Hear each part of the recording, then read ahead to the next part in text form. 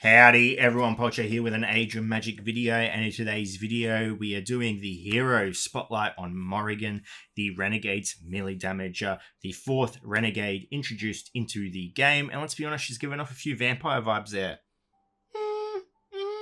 I mean, her abilities are all red, she has a vampire physique about her, but she's not. She's a renegade, unfortunately. Vampires would be cool.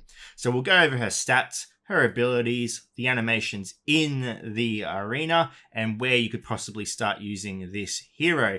But mind you, with the restriction on collecting Wilhelm at the moment, it still might be a while before we start seeing these characters in proper teams. But they're coming out, so we'll cover her nonetheless. Going over her stats, she comes in with 3 million hit points, which is fairly solid for a melee damager. 3 million, that's capping out at 6 million at Arcane 7. Her speed is 244, which is okay. Armor 36k, magic damage resist 22k, basic damage 374,000, critical hit chances at 42, which is pretty decent. Mixed with her abilities, her crit chance is extremely good, and her critical damage is 699,000. So these are her in-depth stats. If you wish to pause the video and have a look at anything specific, feel free to do so. Other than that, her stats are fairly solid, especially the HP. So we'll jump into the arena now. We'll go over her abilities, see them in action, and discuss where you could possibly use her. Starting with Morrigan's basic attack, we have Flaming Blade, which triggers the melee damager class mark. Damages one target, casts a dot effect on every target, which deals 35% of the base damage. One effect is removed every turn. One random enemy per darkness token, -1, is also targeted and also afflicted with a dot effect. It also works for counterattacks. Morrigan loses a darkness token. So probably one of the most insane basic abilities we've seen so far. It's essentially an ability. It hits everyone.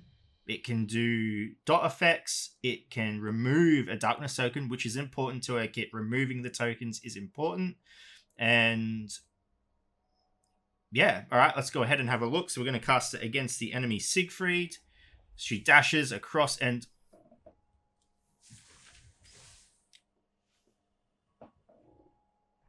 there you go.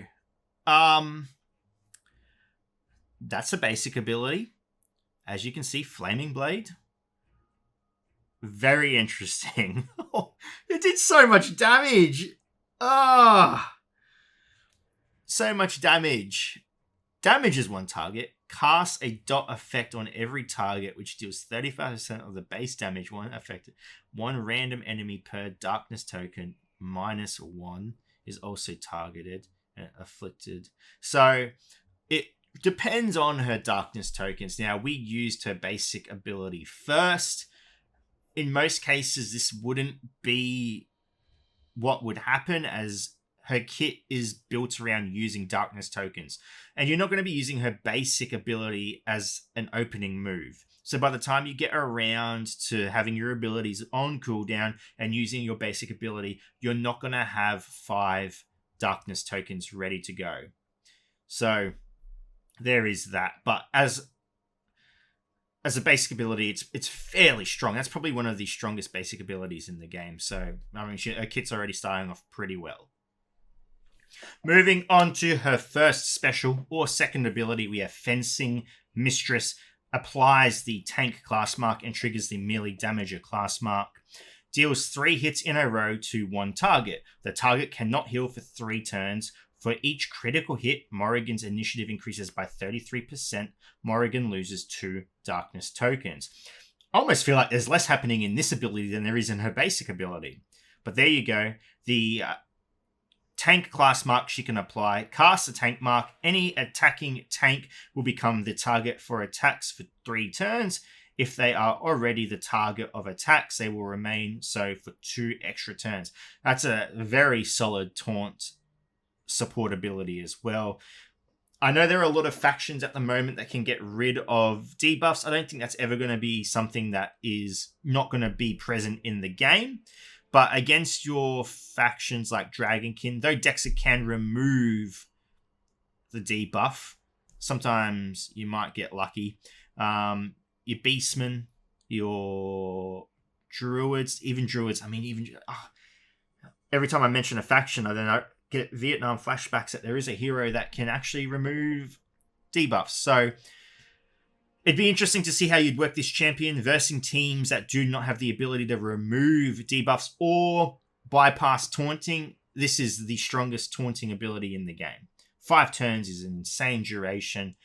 Very good. Obviously, you're going to have a tank being wailed on for 5 turns, but pretty decent. So as for damage, let's go ahead and have a look. We're going to go ahead and attack Siegfried because that's all we can attack at the moment. We'll look at the animation of the ability. 7, 40, 21, so that did 2.1 million damage. Put healing negation down for 3 turns.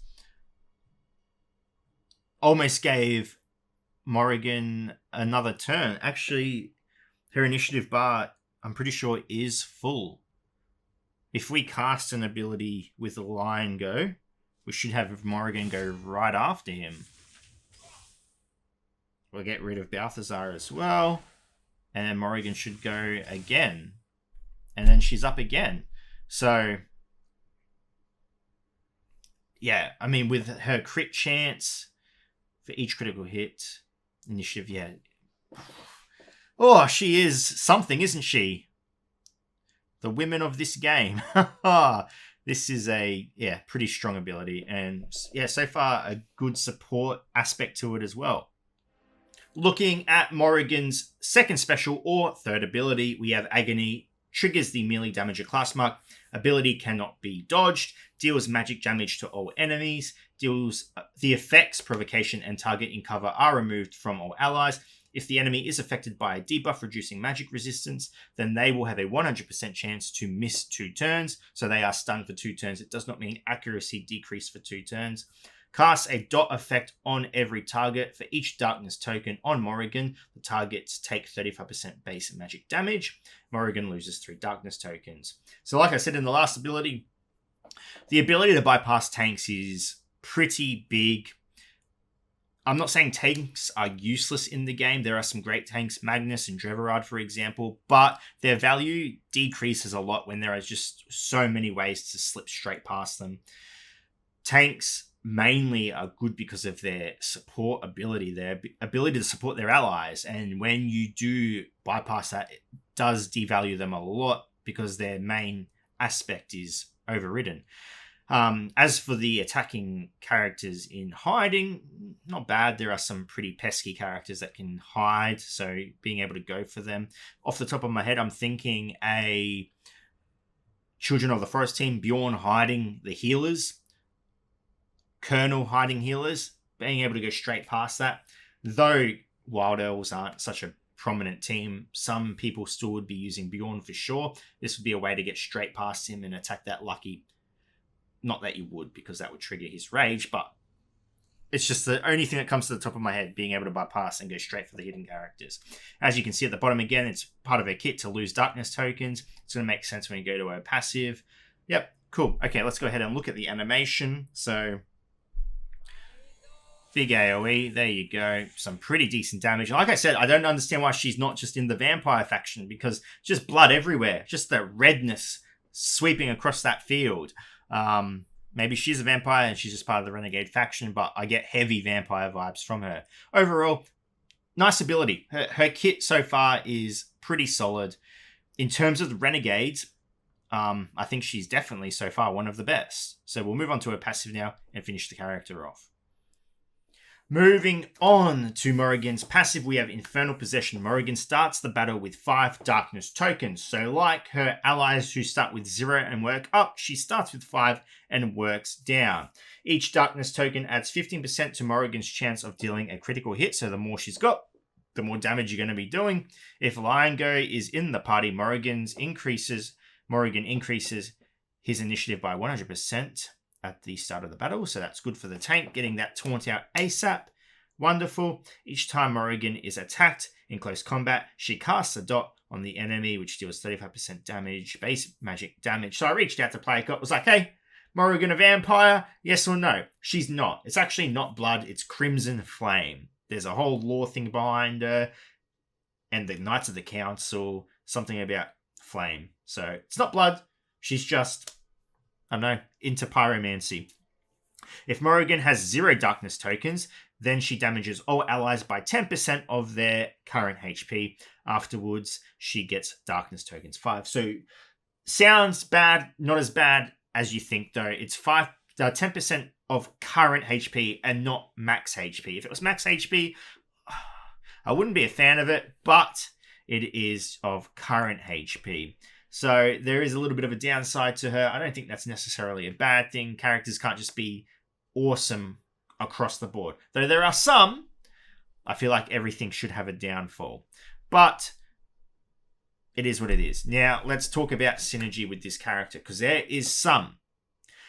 Having an Abaddon leader, you are going to get some pretty nifty synergy going. With Abaddon's leadership ability, when there is an attack performed, a range or melee damager from the Renegades or Demon faction will come along and support attack. Now, it counts as them using their basic ability, and as we've seen, Morrigan's basic ability is pretty much a full ability. It can do a lot. So, let's go ahead and use some of our characters as a basic attack. Let's go have a look and see what happens. Hopefully we get the Morrigan to come through.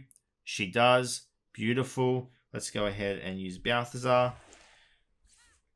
So she missed there, that's why we didn't get the AoE. But as you can see, if she lands her hit, that damage is done from a basic ability. Now let's go to Wilhelm and use him. Now remember, every time they attack, it's either Wilhelm or Morrigan that's going to apply the support attack. So let's attack with the Wilhelm, so Morrigan comes through and attacks as well. Oh, it's pretty good synergy. I really, really enjoy it. Now, what are we looking at in terms of the Renegades as a playable faction? At the moment, it's pretty broken. In terms of Wilhelm is hard capped. No one's getting him. Not even Wales can get him ranked up quickly because he is locked behind a raid. And those raids are hard. So the average player is going to be even further behind in getting him unlocked. Which is a shame, because his kit is really unique. It's really cool. He can disown characters from their faction, which I think is really, really powerful, especially considering how many factions work together. There's no real teams in this game that are just mix and match of every different hero. This game is built mainly on synergy between factions, unlike your games that have each hero as an individual asset. Most characters in the game rely on a faction leader or a brotherhood leader to perform at their peak. So him being able to disown faction characters, really strong. So I don't think we're going to be seeing him properly used in Renegade's team. They're obviously missing a healer. You could use a Zart, so you could probably replace Wilhelm with a Zart. See how you go. We do not know how you're going to unlock Morrigan yet. Most likely through just a typical standard event like every other hero, unless they are going to bring a proper event like Rockdan, whatever the healer for the orcs is. Fingers crossed. Other than that, there is starting to be synergy between these characters. Are they going to be usable in the near future? I don't know, but Morrigan has definitely added some glue to this faction and making him fairly useful. The downside being that you may not get as much out of this faction as you'd hope if you verse a team that can bypass taunt, remove the taunt. The line is going to be pretty much useless and you have to go from there. Other than that, I think she is a really nice character. I really enjoyed testing her. Hopefully you guys enjoy using her when the time comes. But yeah, it is what it is. Anyway, ladies and gentlemen, thank you so much for watching. If you have any questions, feel free to leave a comment below. I will answer it to the best of my ability. And wherever you are in the world, until next time, please take care of yourself.